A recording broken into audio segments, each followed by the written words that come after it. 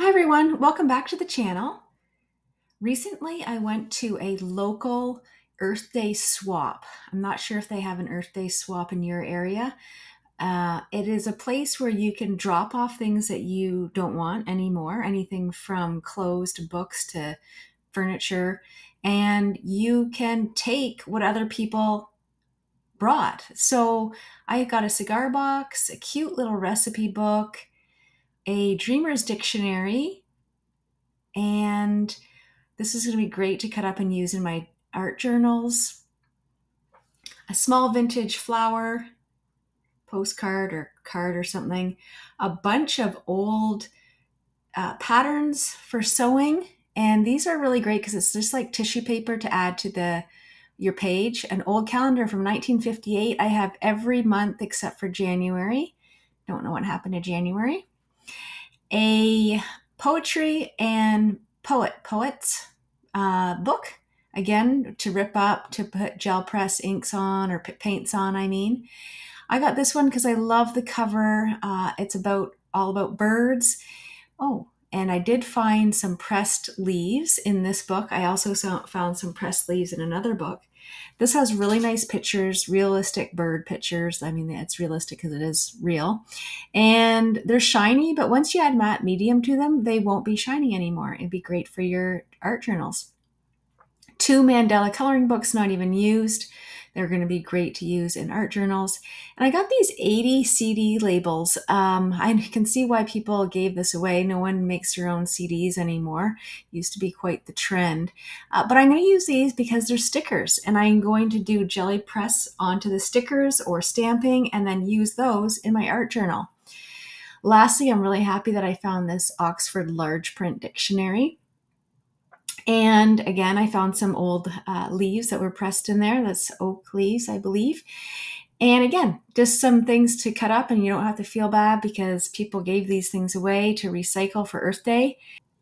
So this week, I'm going to use these things in my art journal and show you how you can use free stuff to make a really cool page. Let's get started.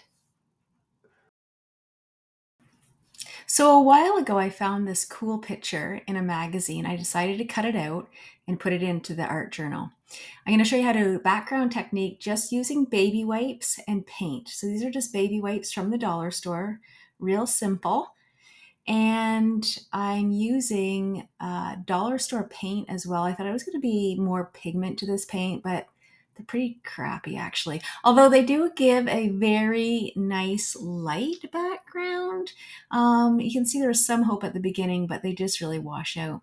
The idea with the baby wipe that's nice is the baby wipe keeps the paint fluid and moving around the page really well. And it just is a different way to apply rather than seeing brush strokes or using a sponge. Applying this color throughout the whole page is just dampening the white down a bit, which I like to do, like getting back into my style of kind of like vintagey, grungy kind of art journaling type look. So I really like getting rid of a lot of the white. I will be adding white to this picture later, you'll see with gesso, but for the most part, I'm just dyeing down the whiteness of the pages to give it an overall background muted look. Next, I wanted to grab some of the color that is in the magazine. So it's always a good tip to pick out colors from the page that you're using. Especially if you don't know too much about coloring and things like that. So pick out a color that you see in there or close to it. I picked out a purpley color, and I'm going to add some of that color to the background as well. And you'll see that this will really transform that light grayish color by bringing in a bit of the purpley pop that matches in with the magazine picture. I really like this magazine picture because I'm really like the mid-century modern type vibe, the teak, the cool lights, lamps that go beside or on the coffee tables. The artwork's kind of funky in itself.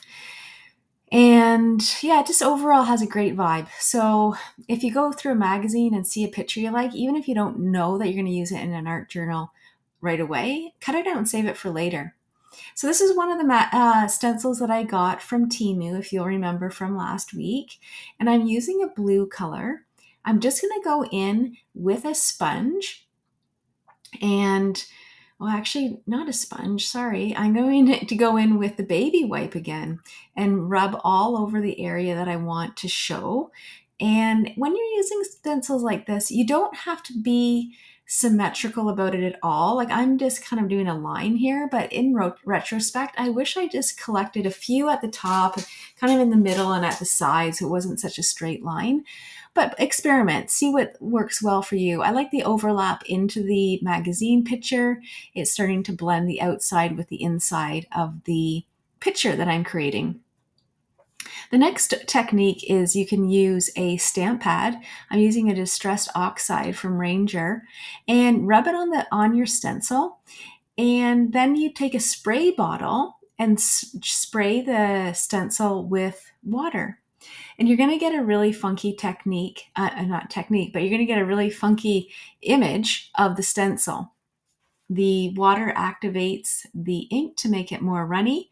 And when you stamp it down or put it down, I'm overlapping. Again, probably wouldn't have done this, but I'm overlapping just to give it some more depth and press it down. I'm using a roll of paper towels because it's just a little bit wet and sloppy there. So I'm using the paper towel just to soak up any of the water. And when you pull it off, you're going to see another dimension. And since the stencil was wet, you can use it for another area on your page. And I'm going to put some more at the top without having to reapply any of the ink or water at all. I really like this technique. Have fun with it. It shows, it's doing the outside of the little circles rather than the inside, if that makes any sense. So it adds some contrast. I wanted to add this vintage flower that I got from the Earth Day swap.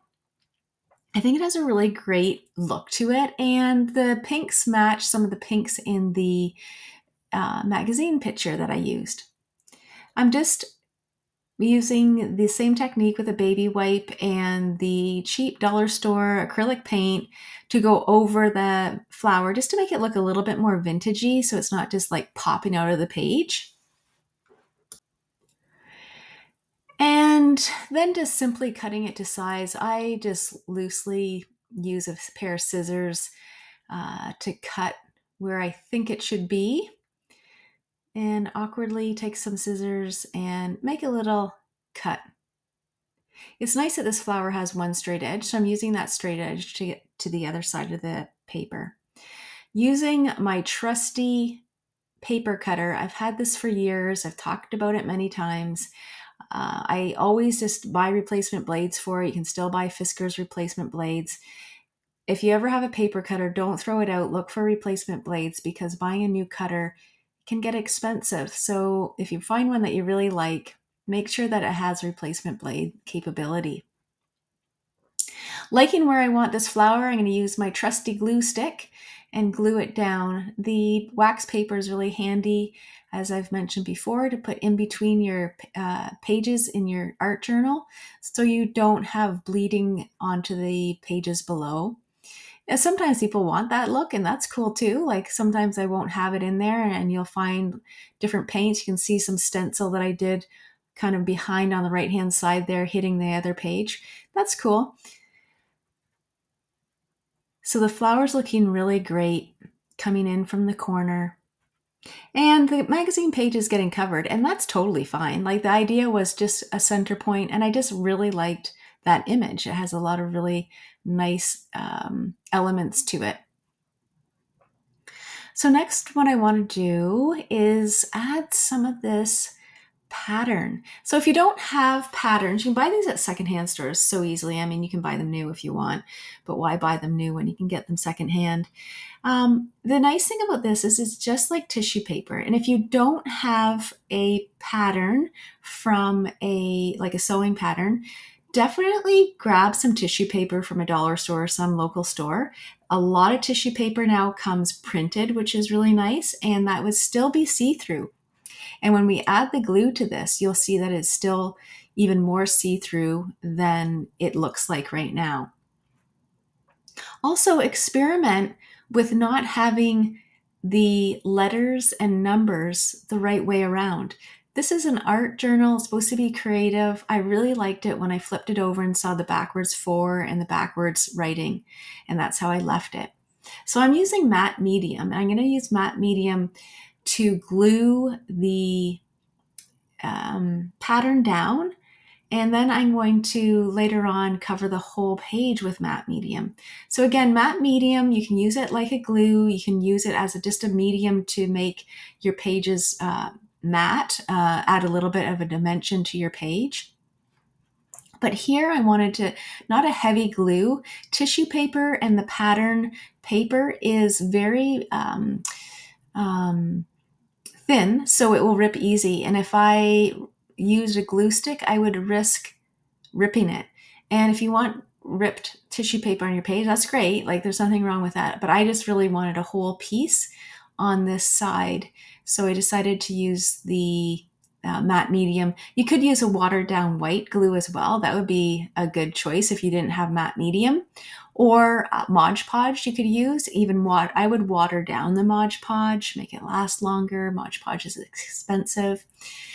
And apply it with a nice brush. The brush I'm using is an old brush. It was a horrible choice. You'll see in a bit that I'm going to go and swap it out for a sponge because it's just too hard and it's not applying the matte medium very well. Next, I want to add a stamped image that I got from my Temu unboxing. So if you haven't watched that video, watch last week's video where I did a Temu unboxing, and this was one of the stamp sets. It was a set of 4 women's heads, and I really like the music with the woman with the headphones. It blends well with the theme. And I stamped it on jelly press paper, so that means that I made some papers with my jelly press pad, and I'm going to do a video again for that. And then I cut it out. Just using black ink. Black inks is one of my favorites. This also came from a stamp set that I got from Temu, I showed last week. And I'm trying to just add an element of popping color, but I'm not really liking that. So I'm just going to put that aside, and maybe I'll come back to that later.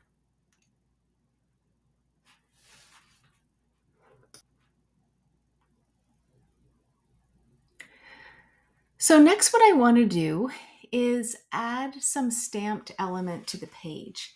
And I have quite a few stamps that have a collection of like old writing, numbers, that kind of thing. This one is too big for what I wanted to use it for. So I put it on a smaller acrylic pad, and I'm just going to be using half of it. If you have smaller ones, then that's great. So I'm just using a archival black. It's always my favorite. It's my go-to. If I had one stamp color that I would use, I'd always pick black. And I'm just putting it down randomly on the page. I'm not thinking about it too much. And when you're doing this, I would recommend doing it about 2-3 times on your page at least to get some different textures and feelings on your page. Having the numbers is a true contrast to having the flowers and the artwork hanging on the wall, for example. It makes it look a little bit grungy, which is what I love, bit vintage, which is what I love. And if you only had a smaller one, don't worry about changing the image. You can stamp the same image several times, just rotate it on your page. Thinking about what to do next. The tissue paper is pretty dry now, so I'm just going to cut it off on the left-hand side. It doesn't have to be perfect, so I'm just using scissors.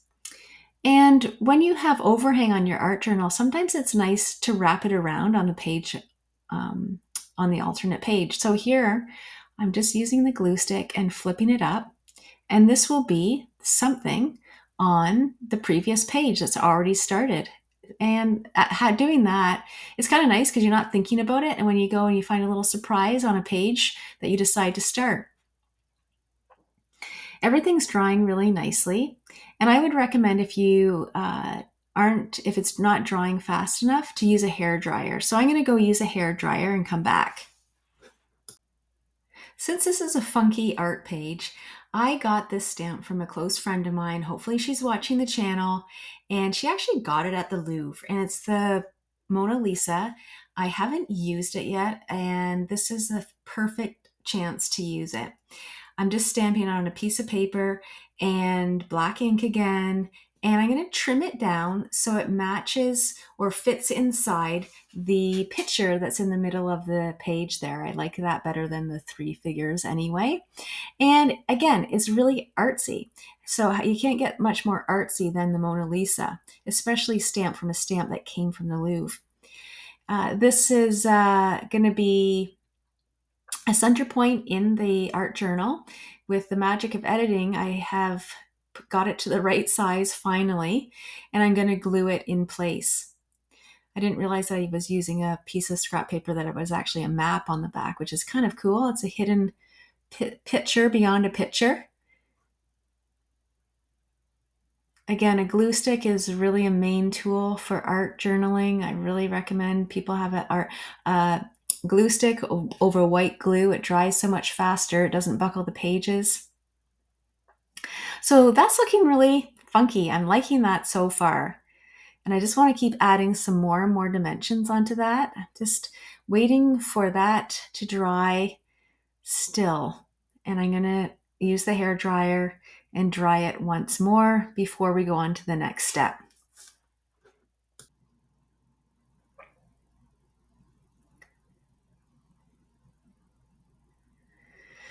So now that everything's dry, I grabbed out the Dream Dictionary and I really like this quote, art.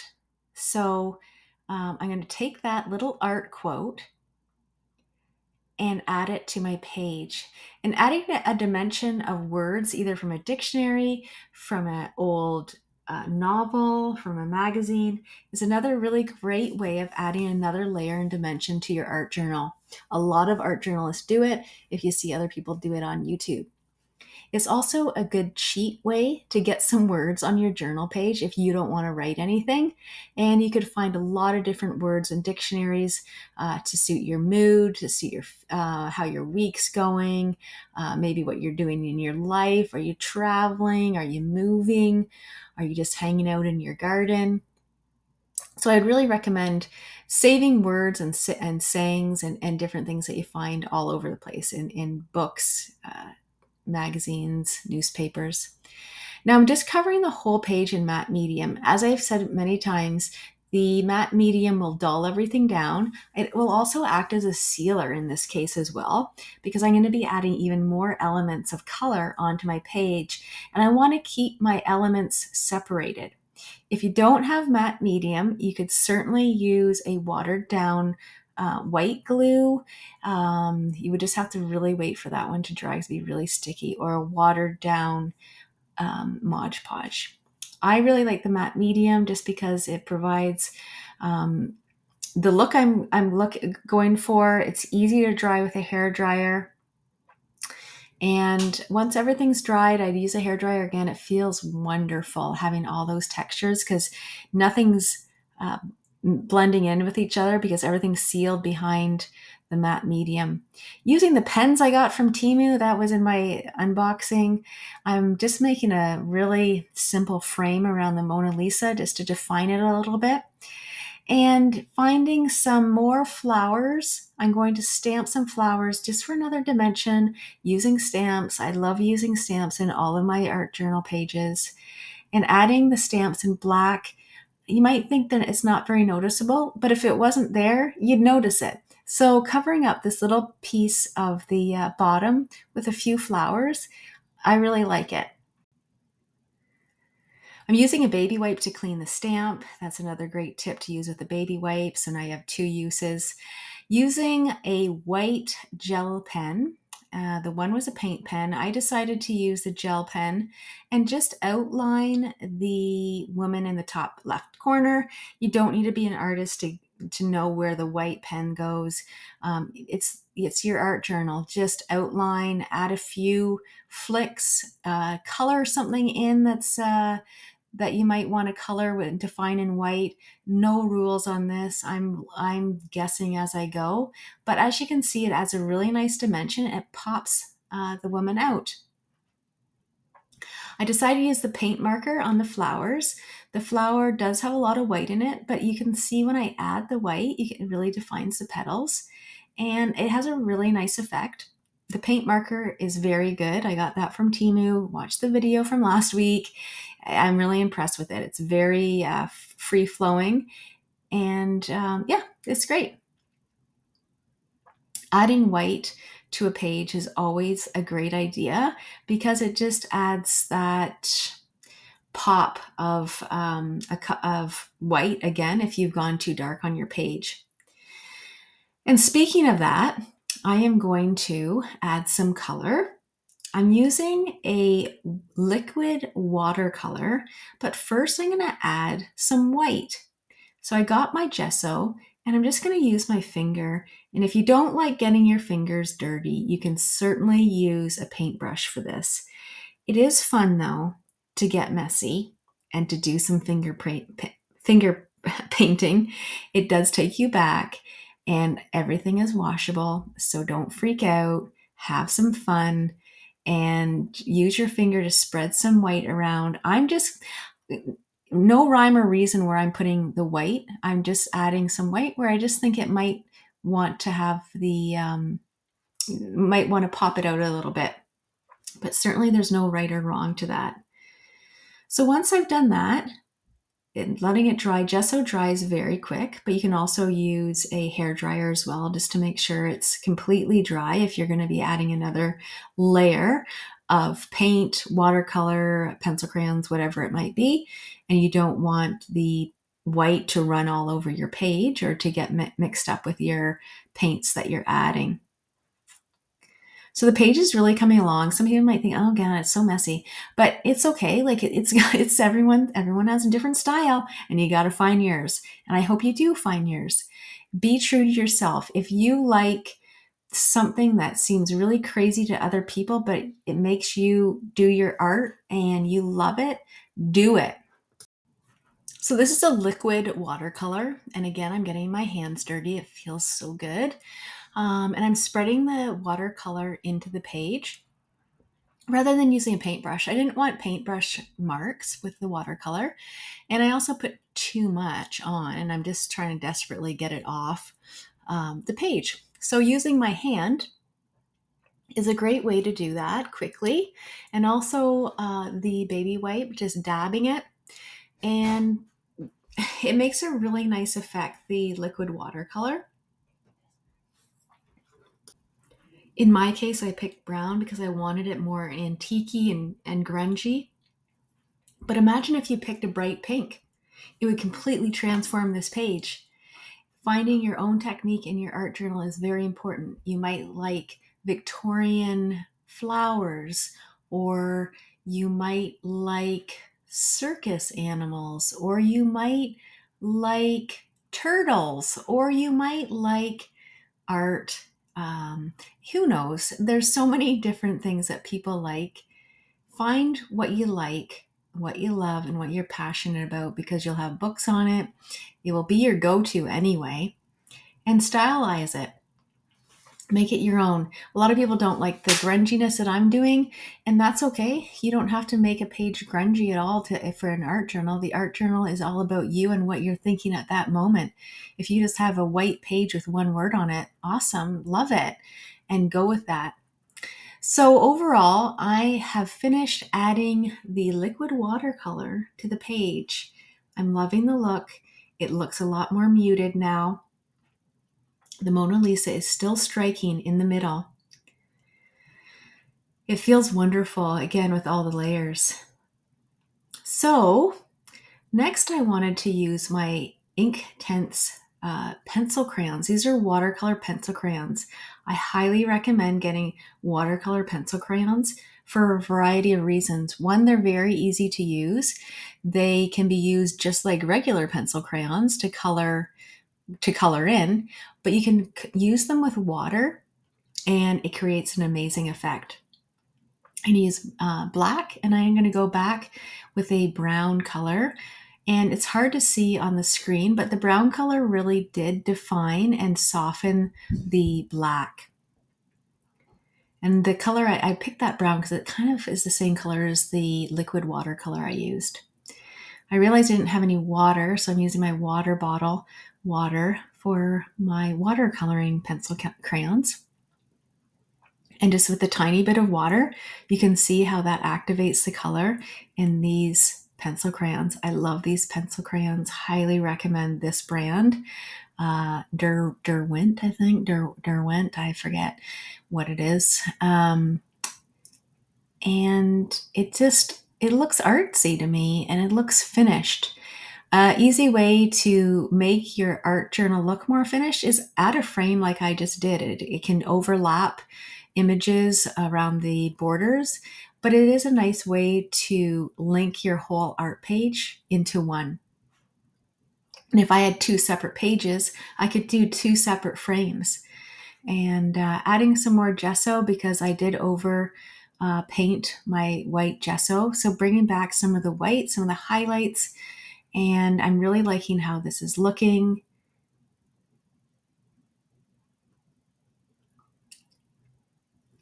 So adding some pencil crayon also to the woman in the top. I added some white, and I'm just trying to define her a little bit because I'm seeing that it's not as poppy as I want.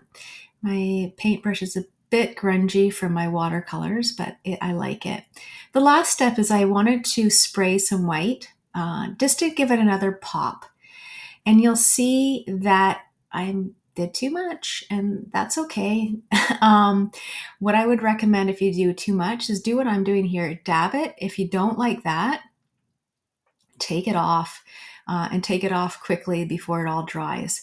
Because I have so many layers on, it's not affecting the layers below, so it's like I'm just cleaning off the front top layer, not affecting anything else. So that's pretty much it. I hope you enjoyed this video. Now, one thing I did add, and you're going to see in a still picture here, is just a white text boxed area for journaling. And there it is. So you can see I added some ripped lined paper. I hope you liked it. Thanks for watching. Don't forget to like, comment, share, and subscribe. New video next week. Go make some art.